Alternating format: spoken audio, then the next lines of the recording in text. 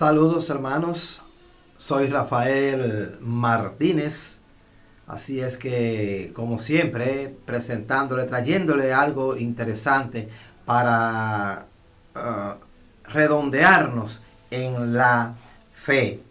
Hoy vamos a tener un comentario reflexivo sobre la situación de la iglesia en el día de hoy, pero para ellos lo vamos a comenzar dándole como reversa, ¿no?, a la película. Vamos a ir desde el principio. Pues el tema que vamos a tratar hoy es precisamente por qué la Iglesia Católica ha sobrevivido a las herejías, cismas, apostasías y escándalos a través de los siglos. ¿Sobrevivirá a los modernistas y liberales de hoy?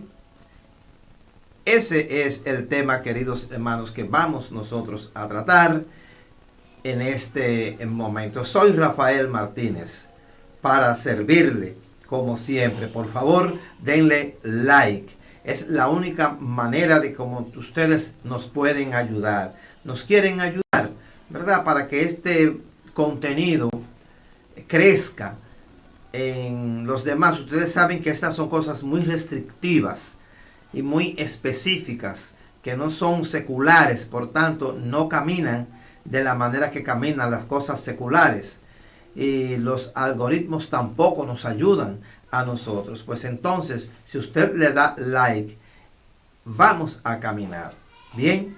Denle like y de seguro que vamos a caminar. Pues en el nombre del Padre, del Hijo y del Espíritu Santo. Amén. Bien, pues para desarrollar este tema, yo quiero les voy a dejar solamente la portada puesta ahí delante. Y al final, pues volveré con ustedes ahí en ella. Quiero comenzar con un único versículo bíblico del Evangelio de San Mateo, capítulo 16, versículo 18, que es bastante conocido por ustedes.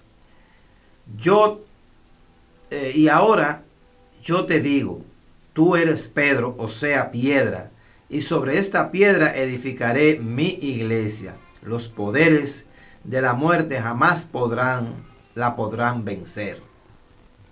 En otras traducciones dice, los poderes del infierno no podrán vencer. Entonces, queridos hermanos,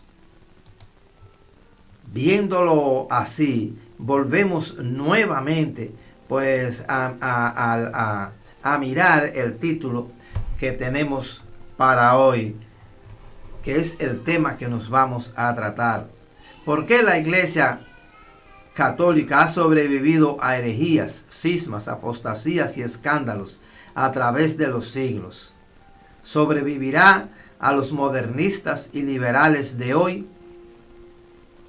Por eso quise comenzar con ese versículo bíblico, ¿verdad?, del Evangelio de San Mateo, capítulo 16, versículo 18. Yo te digo, tú eres Pedro, sobre esta piedra edificaré mi iglesia, los poderes de la muerte jamás podrán vencerla. Y ese versículo tiene que ser la base fundamental para cada uno de nosotros. Y razón suficiente. No importa los poderes del mal que existan, no podrán vencer. No es palabra nuestra, ustedes ya lo vieron, es palabra de nuestro Señor Jesucristo. Por eso decimos nuevamente en el nombre del Padre, del Hijo y del Espíritu Santo. Amén. Pues bien, hermanos, recuérdense darle like para que este contenido siga adelante. Miren, en el tiempo de las persecuciones y de los mártires, surgieron también, tanto al interior de la iglesia como provenientes de fuera, diversas herejías, y frente a ellas, gracias a Dios, la mano de Dios, pues no faltaron tampoco los auténticos defensores de la ortodoxia de la fe y de la recta interpretación de las Sagradas Escrituras. Para ponerle, qué sé yo, como un ejemplo solamente de que ustedes vean, hubo un papa llamado Lío que fue excomulgado por Dioscorus, patriarca de Alejandría, y 10 obispos más. Y por otro lado, el mismo Papa Leo, pues los excomulgaría a ellos y a todos los que participaron en ese consejo de Efesos. Esto fue en el siglo III. También ustedes en el siglo IV, por allá por el siglo IV, para que ustedes vayan viendo a las cosas que se ha tenido que enfrentar la iglesia y que todas las ha superado.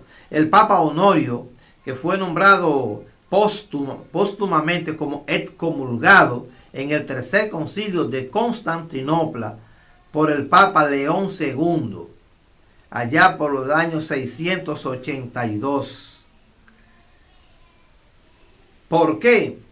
Porque sostuvo doctrina falsa, por la falsedad de su doctrina como papa, que él permitió que se expandiera y que él también le puso su sello, pues fue excomulgado el Papa Honorio en ese entonces. También el de Francia, más cerca de nosotros por el siglo XX, comenzando el siglo XX, pues Michael Collin de Francia fue excomulgado en el 1951 por varias herejías que no se las voy a mencionar. Y luego se declaró, después que lo excomulgaron, él mismo se declaró Papa Clemente XV.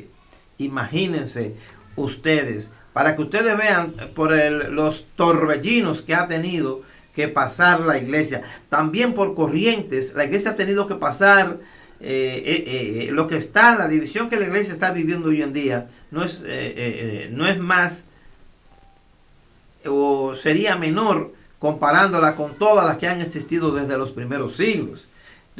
Por ejemplo, hay un maniqueísmo porque Maniqueo era que era un obispo de la iglesia.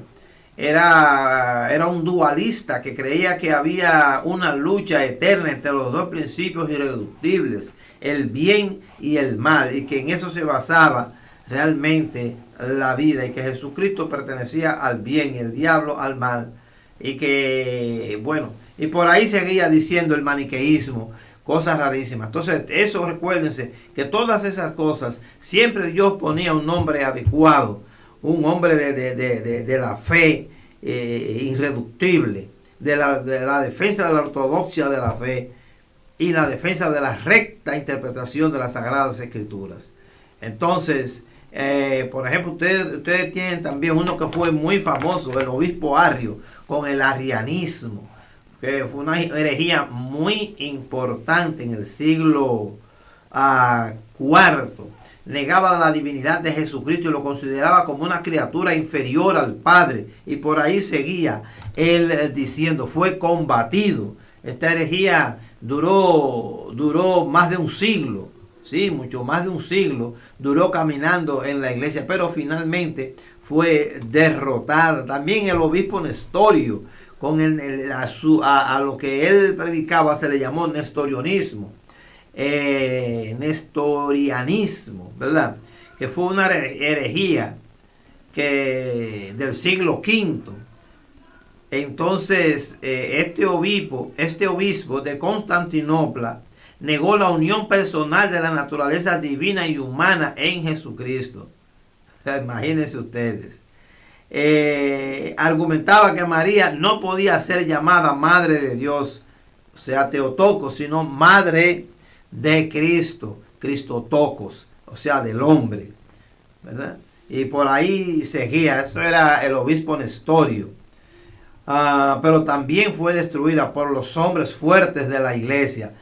Otra también corriente que se encontró por ahí por el camino, el donatismo, que fue un cisma herético de tipo eclesiológico que concebía la iglesia como una comunidad integrada por justos, consecuencia del exclusivismo doctrinal polémico y caprichoso de la gente de Alejandría, que en aquel entonces era lo que propagaban ese donatismo de Donato. Los principales expositores de ellos fueron Tertuliano y Cipriano. Entonces esas herejías negaba que los clérigos pecadores pudieran ejercer válidamente el cargo y la administración de los sacramentos. Había que ser totalmente justo para poder, limpio de pecado, que se pudiera conocer. Y por ahí, bueno, también otra de las cosas que aparecieron en el camino fue la de Pelagio, el pelagianismo, que decía que el hombre no necesitaba de la gracia de Dios para salvarse. Sencillamente él mismo se podía salvar abandonando el pecado. Imagínense ustedes, esas cosas aparecieron en el camino. Entonces, un cisma muy grande que se presentó también en la Iglesia Católica, que fue el cisma del 1054, donde la Iglesia Ortodoxa Oriental se separó de la Iglesia Católica Romana, ¿verdad? Desde ese entonces ya va a ser 1000 años de eso próximamente. Del 1054 al 2000, ¿no? Ya va al 2000, ¿no? No va todavía. Falta el 54 para que haya el milenio. O sea, faltan unos pocos añitos ahí para que haya el milenio de este gran cisma. Y la iglesia sobrevivió a ello. Después de ese gran cisma de separación de los ortodoxos orientales con la Iglesia Católica, pues entonces se apareció en el camino lo que llaman la Reforma Protestante, que no fue más que otro cisma que surgió en ese entonces y liderada por Martín Lutero y por el joven Juan Calvino, secretario lugarteniente de Lutero. Y ustedes conocen todo lo que pasó, pues todavía tenemos ese protestantismo rodando por las calles. El siglo XVII, ya la iglesia había había reafirmado y confirmado la fe, ¿verdad? Tras enfrentarse a la reforma de los protestantes, que para mí no es reforma, porque reforma es lo que usted viene a mejorar para bien, pero no fue así, fue una escisión, una división también lo que hubo en ese entonces, o la fundación de una doctrina diferente que se llamó cristiana también, que quiso llamarse cristiana también. Después de eso, en el siglo XVII, bueno, pues la iglesia no se enfrentó a muchas cosas, sino que al contrario floreció. Comenzaron a erigirse todas esas iglesias de arte barroco y la expansión misionera en África, en América, todo eso y en las otras partes del occidente, todas esas cosas pues se manifestaron hasta que surge el liberalismo, una ideología política que viene de la Ilustración, que abogaba por la libertad individual, la separación de la iglesia y el Estado, la tolerancia religiosa y esas cosas. Este liberalismo presentó un desafío importante para la iglesia, queridos hermanos, muy importante para la iglesia. Tradicionalmente había gozado que había gozado la iglesia de un gran poder político e influencia social, hasta que el liberalismo pues vino a separar la iglesia del Estado. Ya en el siglo XX, comienza a nacer por el año de 1960 y habiendo sido anunciado por papas anteriores como Pío X, ya en el 1960 comienza a avisorar o a entrar para tener lo que tenemos hoy con el Papa Juan XXIII, el Papa bueno, como le llaman, ¿verdad? Se para en la ventana, en esa ventana del Vaticano, y ahí dijo él que entre aire fresco. Y ahí le dio la entrada a Satanás en la iglesia. Él no dijo que entrara Satanás, obviamente, pero dijo que entrara aire fresco, ¿cierto? Y lo que entró, sí, entró ese aire fresco, entró ese modernismo a la iglesia que alcanzó su culmen con con Pablo VI, ¿verdad? Haciendo un nuevo misal. Él no se propuso lo que tenemos hoy como iglesia, pero la iglesia de hoy es el resultado de ellos dos, de Juan 23 y de Pablo VI, porque ellos fueron los que presentaron, los que abrieron, uno las ventanas y otro las puertas. El mismo Pablo VI, uno llamó al Concilio Vaticano I, segundo, y el otro lo terminó, lo concluyó, ¿verdad? Y después de concluido, pues entonces salió con un misal nuevo, que es el misal que orienta la misa que hoy tenemos. La iglesia, que había sido expandida por toda Latinoamérica hasta convertirse en la mayor fuerza popular de religiosidad en el nuevo continente, a partir entonces del año 1970 comienza a descender, que es precisamente cuando comienza el auge del misal de Pablo VI con la misa nueva. ¿Pudieron ellos dos tener buenas intenciones? Bueno, eso no lo sé. ¿Tuvieron ellos el propósito? ¿Se hicieron ellos los dos, Juan 23 y Pablo VI, el propósito de tener la iglesia dividida que tenemos hoy? Tal vez no. Pero el resultado que tenemos es esto: una iglesia dividida en el día de hoy. Y entonces, como el Papa León XIV, dijo el día de su inauguración, el primer discurso que dio, ¿verdad? Pues allí en aquella ventana dijo que el mal no prevalecerá, y llamó a la iglesia a ser cristocéntrica y a trabajar por la unidad de la iglesia. Eso sí lo ha repetido en diferentes escenarios. Trabajar por la unidad de la iglesia. Es decir, que él reconoce que la iglesia está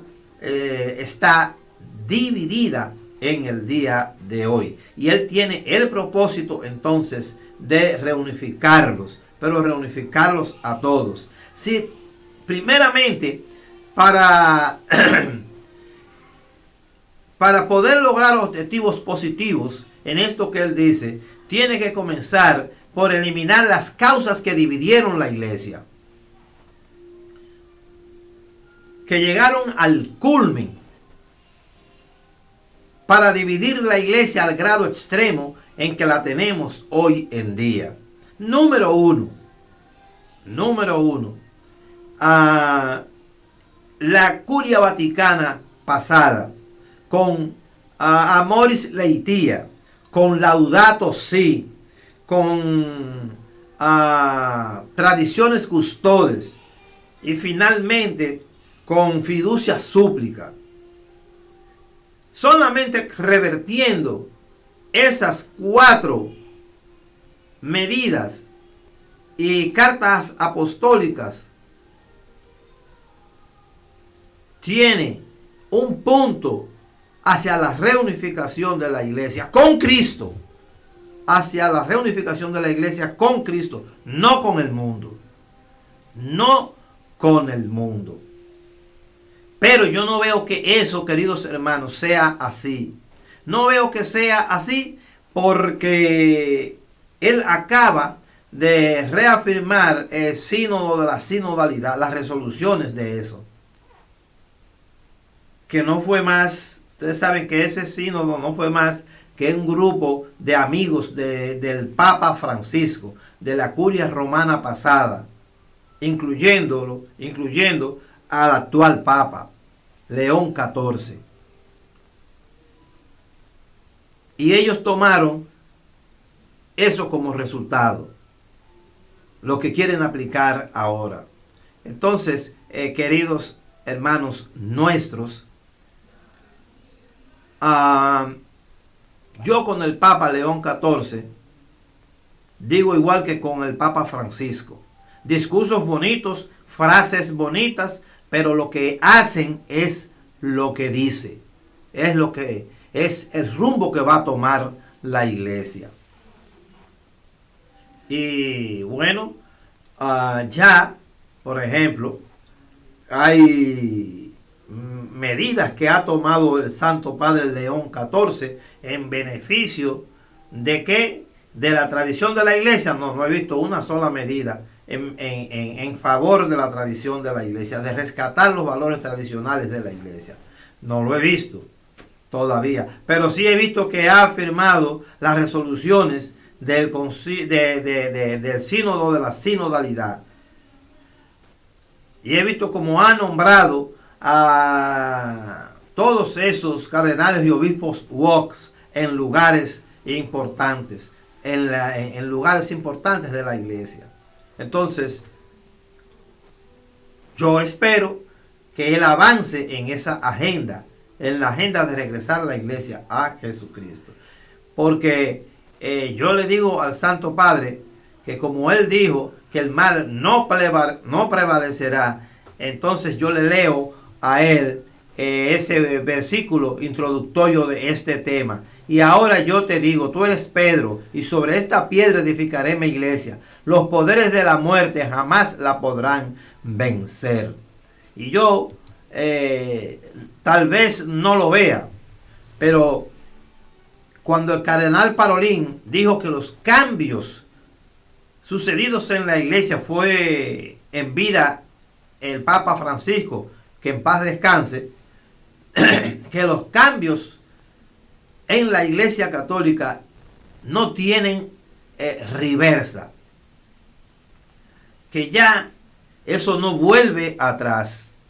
Entonces yo le digo al cardenal Parolin también lo mismo, el mal no prevalecerá, y que tal vez él no lo vea, tal vez yo no lo vea, pero como el mal no va a prevalecer, la iglesia va a volver a Jesucristo. Va a volver a Jesucristo. Y ustedes, entiéndanlo, los que han llevado la iglesia al tope de la división, no van a progresar. Porque los poderes del infierno no prevalecerán. El mal, como dice el Papa León XIV, no prevalecerá. Y yo sé que la iglesia va a sobrevivir a los modernistas y liberales que han copado la autoridad de la iglesia en el día de hoy.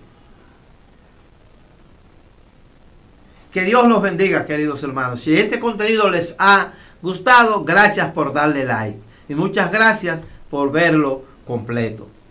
Así es que ya lo saben, es un placer para nosotros pues poder estar con ustedes. Y sí, recuérdense que defendemos la vida desde la concepción hasta la muerte natural. Dios les bendiga y nos vemos la próxima semana.